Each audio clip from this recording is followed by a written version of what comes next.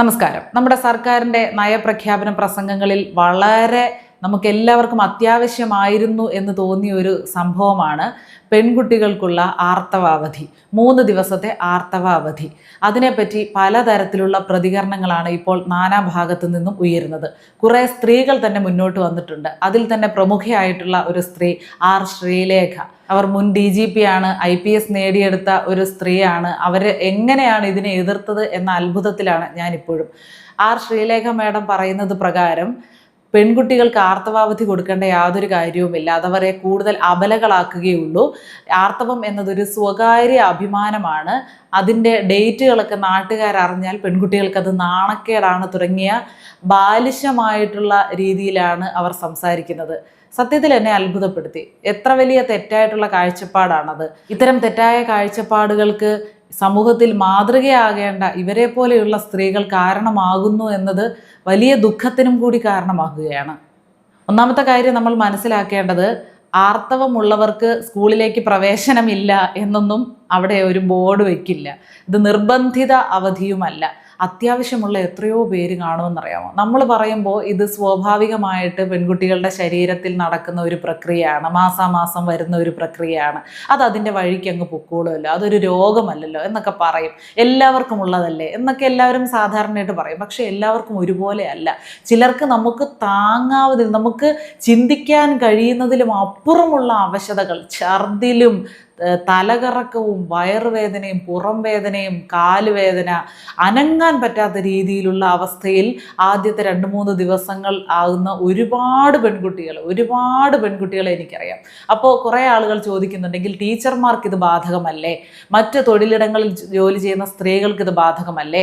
സ്ത്രീകൾ, പക്വതയെത്തിയ സ്ത്രീകളെ സംബന്ധിച്ച് ഒരു പരിധി വരെ അവർക്കത് എങ്ങനെങ്കിലുമൊക്കെ പിടിച്ചു നിൽക്കാനുള്ള ഒരു മാനേജ്മെൻറ്റ് അവർ പഠിച്ചു കഴിഞ്ഞു. കാരണം ഇത്രയും വർഷത്തെ ഒരു എക്സ്പീരിയൻസിൽ നിന്ന് അവർക്ക് എങ്ങനെങ്കിലും അതിനെ കൈകാര്യം ചെയ്യാനെങ്കിലും കഴിയും. എങ്കിലും അവർക്കും ആദ്യത്തെ 1 ദിവസമെങ്കിലും അവധി കൊടുത്താൽ അത്രയും നല്ല കാര്യം. എല്ലാ സ്വകാര്യ മേഖലകളിൽ ജോലി ചെയ്യുന്ന സ്ത്രീകൾക്കും ആദ്യത്തെ 1 ദിവസം കൊടുത്താൽ അത്രയും നല്ല കാര്യം. വേദന അനുഭവിക്കുന്നവർ ഒരുപാടുണ്ട്. എന്നാലും വിദ്യാർത്ഥികളെ സംബന്ധിച്ചിടത്തോളം അവർ പഠിക്കാൻ പോവുകയാണ്, അവർക്കിതൊക്കെ തുടങ്ങിയിട്ടേ ഉള്ളൂ. അധികരിച്ച വേദനയെ എങ്ങനെ കൈകാര്യം ചെയ്യണം, അപ്പോഴുണ്ടാകുന്ന മാനസിക ബുദ്ധിമുട്ട്, ക്ലാസ്സിൽ ശ്രദ്ധിക്കാൻ പറ്റാത്ത അവസ്ഥ, ശ്രദ്ധിക്കാതെ ഇരുന്നാൽ അധ്യാപകർക്ക് ഈ വിവരം അറിയണമെന്നില്ല, അവർ പറയുന്ന വഴക്കുകൾ കേൾക്കുമ്പോഴുണ്ടാകുന്ന മാനസിക ബുദ്ധിമുട്ട്, അങ്ങനെ ശാരീരികമായിട്ടും മാനസികമായിട്ടും ഒരുപാട് ബുദ്ധിമുട്ടുകൾ സഹിക്കേണ്ടി വരുന്ന പെൺകുട്ടികളുണ്ട്. ഒരുപാട് പേരെ അവിടെ നിന്ന്, സ്കൂളിൽ നിന്ന് ഫോൺ ചെയ്ത് വീട്ടിലേക്ക് പറഞ്ഞയക്കുന്ന ഒരവസ്ഥ നിലവിലുണ്ട്. അത്രത്തോളം അവശതയിലെത്തുന്ന പെൺകുട്ടികളുണ്ട്. അപ്പോൾ ഇത് ആരെയും നിർബന്ധിച്ച് അവധി എടുപ്പിക്കുകയല്ല. ആവശ്യമുള്ള കുട്ടികൾക്ക് ആ 2-3 ദിവസത്തേക്ക് അവധിയെടുത്ത് വീട്ടിൽ വിശ്രമിക്കാമല്ലോ. അവർക്ക് ആ ദിവസത്തെ ഹാജര് കിട്ടുന്നത് എത്രയോ വലിയൊരു കാര്യമാണ്. ഒരു വിപ്ലവകരമായിട്ടുള്ള ഒരു തീരുമാനമായിട്ടാണ് അതിനെ ഞാനൊക്കെ കാണുന്നത്. എന്നേക്ക് മുമ്പേ വരേണ്ട ഒരു തീരുമാനമായിരുന്നു അത്. സ്ത്രീകളെ അല്ലെങ്കിൽ പെൺമയൊക്കെ ഇത്രയും ചേർത്ത് നിർത്തുന്ന ഒരു തീരുമാനത്തിനെ ഇരുകൈയും നീട്ടി സ്വാഗതം ചെയ്യാൻ മുന്നിൽ നിൽക്കേണ്ടത് സ്ത്രീകൾ തന്നെയാണ്. പക്ഷേ ആണുങ്ങളെല്ലാം ഒരുപോലെ, പുരുഷന്മാരെല്ലാം ഇതിനെയൊക്കെ സ്വീകരിക്കുമ്പോഴും സ്ത്രീകളാണ് ഇതിൻ്റെ ഇടയ്ക്ക് ചില പ്രശ്നങ്ങളുമായിട്ട് വരുന്നത്. ആർ ശ്രീലേഖ പറയുന്നത് പ്രകാരം ഇത് പെൺകുട്ടികൾക്ക് നാണക്കേടുണ്ടാക്കുമെന്ന് പറയുന്നത് ഇത് അത്രയ്ക്ക് മോശപ്പെട്ട കാര്യമാണോ? ഒരു ഗർഭമുണ്ടാകുക, അതായത് പ്രായപൂർത്തിയായി നിയമപരമായിട്ട് ഗർഭമുണ്ടാകുക എന്ന് പറയുന്നതും, അല്ലെങ്കിൽ പ്രായപൂർത്തിയായതിനു ശേഷം മാസമുറ ഉണ്ടാകുക എന്നൊക്കെ പറയുന്നതും അഭിമാനമുള്ള ഒരു കാര്യമാണ് അല്ലേ? ഒരു സ്ത്രീത്വത്തിൻ്റെ പൂർണ്ണതയായിട്ടാണ് അതൊക്കെ നമ്മൾ കാണുന്നത്. അതൊക്കെ സ്ത്രീകൾക്ക് മാത്രം കഴിയുന്ന കാര്യങ്ങളാണ്. അതിൽ അഭിമാനിക്കുന്നവരാണ് സ്ത്രീകൾ അത്രയും. ഇപ്പോൾ പണ്ട് കാലങ്ങൾ മുതൽ തന്നെ സ്ത്രീകൾ ഇങ്ങനെ പീരീഡ്സ് ആയാൽ ആ വീട്ടിലുള്ള എല്ലാവരും അറിഞ്ഞിരുന്നു. ഇപ്പോഴുള്ളതിനേക്കാൾ കൂടുതൽ അറിഞ്ഞിരുന്നു. കാരണം അവർക്ക് പ്രത്യേകം കിടക്കാനിടം, ഇപ്പോഴും അങ്ങനെയുള്ള വീടുകളുണ്ട് കേട്ടോ. അവരെ ഒന്നിലും തൊടാൻ സമ്മതിക്കില്ല, പുറത്തായി, തൊടാൻ പറ്റാതായി എന്നൊക്കെ സ്ത്രീകൾ പറഞ്ഞിരുന്ന സമയമുണ്ട്.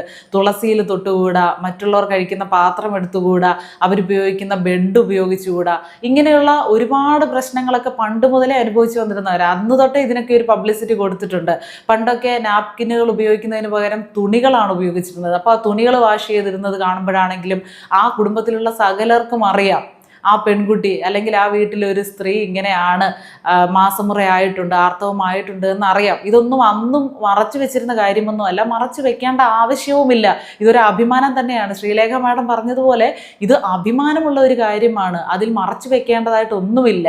പിന്നെ നമുക്ക് കടുത്ത ഒരു പനി വന്നാൽ നമുക്ക് താങ്ങാനാവാത്ത രീതിയിലാണ് ആ പനി വരുന്നതെങ്കിൽ നമ്മൾ അവധിയെടുക്കില്ലേ? ഒരു ചെറിയ ജലദോഷമൊക്കെ ആണെങ്കിൽ നമ്മൾ പോകും, നമ്മൾ സ്കൂളിൽ പോകും അല്ലെങ്കിൽ ജോലിക്ക് പോകും. നമുക്ക് എഴുന്നേൽക്കാൻ പറ്റാത്ത രീതിയിലുള്ള പനിയാണെങ്കിലോ നമ്മൾ അവധിയെടുത്ത് വിശ്രമിക്കും, അല്ലെങ്കിൽ അതിനുള്ള മരുന്ന് കഴിച്ച് വിശ്രമിക്കും.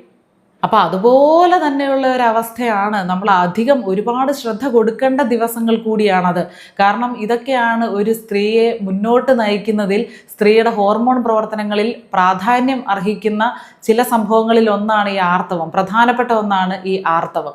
ആ സമയത്ത് ശരീരത്തെ നന്നായി നോക്കേണ്ടതുണ്ട്, നന്നായി ശുചിത്വം പാലിക്കേണ്ടതുണ്ട്. നമ്മുടെ എല്ലാ സ്കൂളുകളും ഒന്നും അത്രയ്ക്കും വൃത്തിയുള്ള, വളരെ ഹൈജീനിക് ആയിട്ടുള്ള ടോയ്ലറ്റുകളുള്ള സ്കൂളുകളാണെന്നൊന്നും നമുക്ക് പറയാൻ പറ്റില്ല. നമ്മൾ പലപ്പോഴും പരീക്ഷ എഴുതാനൊക്കെ പോകുന്ന സമയത്ത് സെൻറ്ററുകളായിട്ടൊക്കെ കിട്ടുമ്പോഴൊക്കെ ടോയ്ലറ്റുകളൊക്കെ ഉപയോഗിക്കുന്നതാണ് നമ്മൾ കണ്ടിട്ടുണ്ട് അവിടുത്തെയൊക്കെ അവസ്ഥ.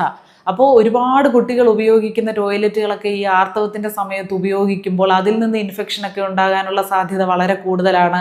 കുട്ടികൾ ഒന്നാമത് പഠിക്കേണ്ട സമയമാണ്. വിദ്യാർത്ഥിനികൾക്ക് ആ ഒരു പ്രായത്തിൽ ഇങ്ങനെ 2-3 ദിവസം അവധിയെടുക്കാൻ ഒരു സാധ്യത തെളിയിച്ചത് അതൊരു വലിയ കാര്യം തന്നെയാണ് സമൂഹത്തിന്. അതായത് പുരോഗമന ചിന്തയുള്ള സമൂഹത്തിന് പരിഗണിക്കാൻ പറ്റുന്ന ഒരു വലിയ വിപ്ലവകരമായിട്ടുള്ള മാറ്റമാണത്. നമ്മളിങ്ങനെ പല കാര്യങ്ങളിലുമൊക്കെ പുരോഗമനം സംസാരിച്ചിട്ട് ഇങ്ങനെ ഒരു വലിയ സംഭവം വരുമ്പോൾ, വലിയൊരു മാറ്റം വരുമ്പോൾ അതിനെ സ്വീകരിച്ചില്ലെങ്കിൽ പിന്നെ എങ്ങനെയാണ്? അതിന് സ്ത്രീകളല്ലേ മുൻകൈയെടുത്ത് അതിനെ സ്വാഗതം ചെയ്യേണ്ടത്. പെൺകുട്ടികളുള്ള രക്ഷിതാക്കളെല്ലാം തന്നെ ഇതിനോട് സമ്മതിക്കുകയാണ്, അവർക്കെല്ലാവർക്കും ഇത് സന്തോഷമാണ്. പിന്നെ വരുന്ന വലിയൊരു ചോദ്യം, ഈ കുട്ടികൾ ഇത് ദുരുപയോഗം ചെയ്യുമോ എന്നുള്ളതാണ്. അതായത് ആർത്തവം ഇല്ലാത്തപ്പോഴും ആർത്തവമുണ്ട് എന്ന് പറഞ്ഞ് സ്കൂളിൽ പോകാതിരിക്കുക, അല്ലെങ്കിൽ ആർത്തവത്തിൻ്റെ ബുദ്ധിമുട്ടുകളൊന്നും ശരീരത്തിന് ഇല്ലാതിരുന്നിട്ടും ബുദ്ധിമുട്ടുകളുണ്ട് എന്ന് പറഞ്ഞ് സ്കൂളിൽ പോകാതിരിക്കുക, അങ്ങനെ ക്ലാസ് കട്ട് ചെയ്യാനൊരു മാർഗമായിട്ട് പെൺകുട്ടികൾ ഇതിനെ ഉപയോഗിക്കുമോ എന്നുള്ള ഒരു സംശയം, അങ്ങനെ ഒരു ചിന്ത പലരിലും ഉണ്ടാകുന്നുണ്ട്.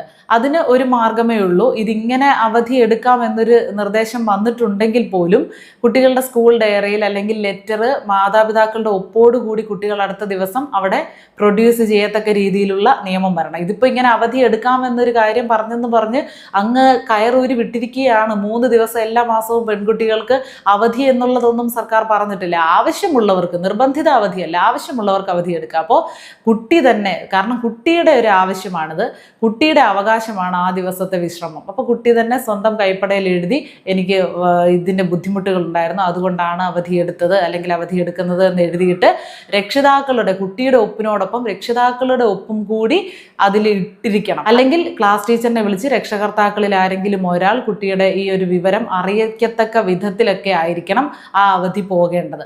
അതൊരു വളരെ പ്രധാനപ്പെട്ട കാര്യമാണ്. എന്തൊരു കാര്യം വന്നാലും ആദ്യം ഇതിനെ ദുരുപയോഗം ചെയ്യുന്നതിനെ പറ്റി ചിന്തിക്കുന്ന ആളുകളൊക്കെ ഉണ്ട്. അതുകൊണ്ട് ആ ഒരു ആശങ്കയ്ക്ക് പ്രാധാന്യമുണ്ട്.